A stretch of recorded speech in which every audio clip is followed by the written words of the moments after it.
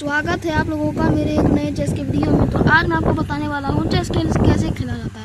तो फर्स्ट आपको ये चीज़ पे ध्यान रखना होगा कि ये जो नीचे वाले ऐसे करके 8 जो रहते हैं ये होते हैं ABCDEFG ऐसे करके, जैसे ABCDEFGH ऐसे। उसके बाद यहाँ पर रहता है इधर से 1 2 3 4 5 6 7 8।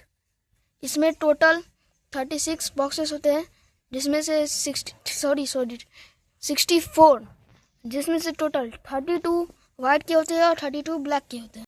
तो अब मैं आप लोगों को बताने वाला हूँ चेस की गोटी को कैसे असेंबल करते हैं।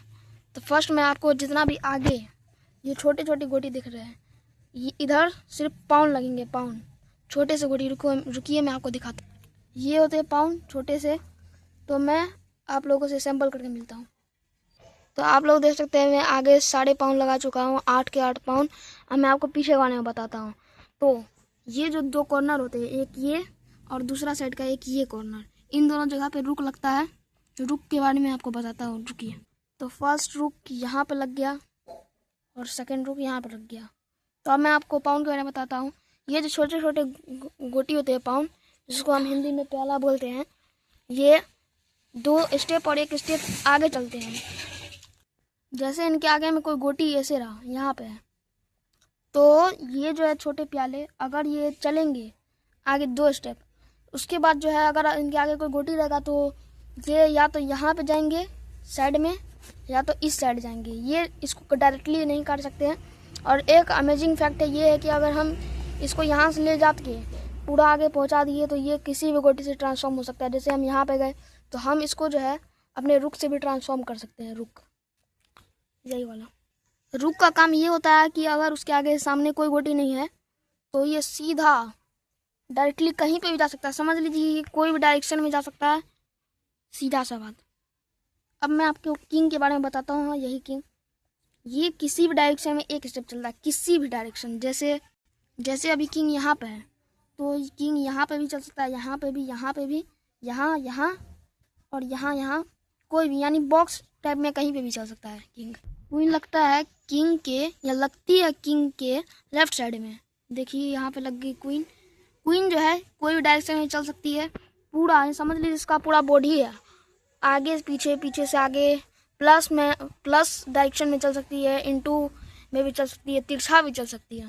ये जो गोटियाँ हैं ये, इनको हम नाइट कहते हैं। ये यहाँ पे सिंबल होते हैं रुक के बगल में, और ये कोई भी डायरेक्शन में 2 स्टेप चलते हैं। उसके बाद ये होते हैं बिशप, जो डायगोनल्स चलते हैं। डायगोनल्स मतलब आप जिसको नहीं पता मैं बता देता हूँ, तिरछा। जैसे अभी बिशप तिरछा चलेगा तो इसके आगे में अभी कोई नहीं है, यानी तिरछा चलने में, तो ये यहाँ से सीधा जाके यहाँ पर रुक जाएगा, क्योंकि उसके बाद एरिया ब्लॉक्ड है। आप लोग अच्छे से देख लीजिए, अगर जिनको नहीं आता है असेंबल करने वो इसका स्क्रीनशॉट ले सकते हैं। अब हम 1v1 मैच खेलेंगे। सामने का ब्लैक का गोटी लगा लेते पहले हम।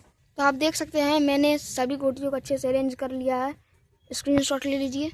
चलिए, सबसे पहला टिप ये होता है कि हमें जो है F4 चलना होता है। देख लीजिए ABCDEF। तो इसके फ्रंट वाला गोटी, ये जो पाउंड है, इसको 1 2 हो चुका है तो 3 और 4 यहाँ पे चलना है। उसके बाद अगर आपका अपोनेंट C4 चलता है तो हमें उसका पलटवार सीधा सीधा D4 से देना है। D4 ये होता है D4, तो हम अपने D4 को चलेंगे, चल दिए।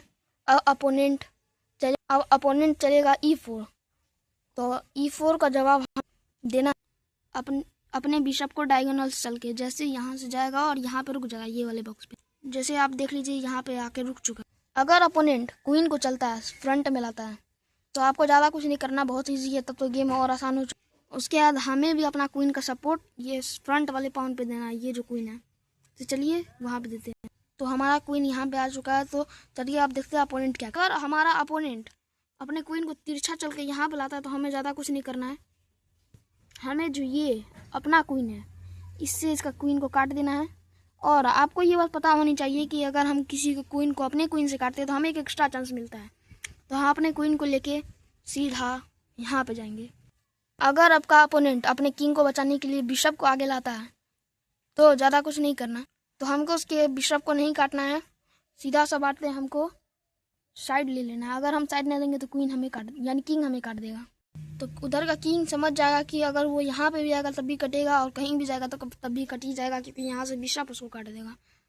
तो वो अपना किंग आगे करेगा और ये जो हमारा क्वीन है, हमारी क्वीन है, इसको हम काट देंगे और गेम ख़त्म, क्योंकि मैंने इसका किंग और क्वीन दोनों को काट दिया है। सो बाय बाय, मिलते हैं अगले वीडियो में।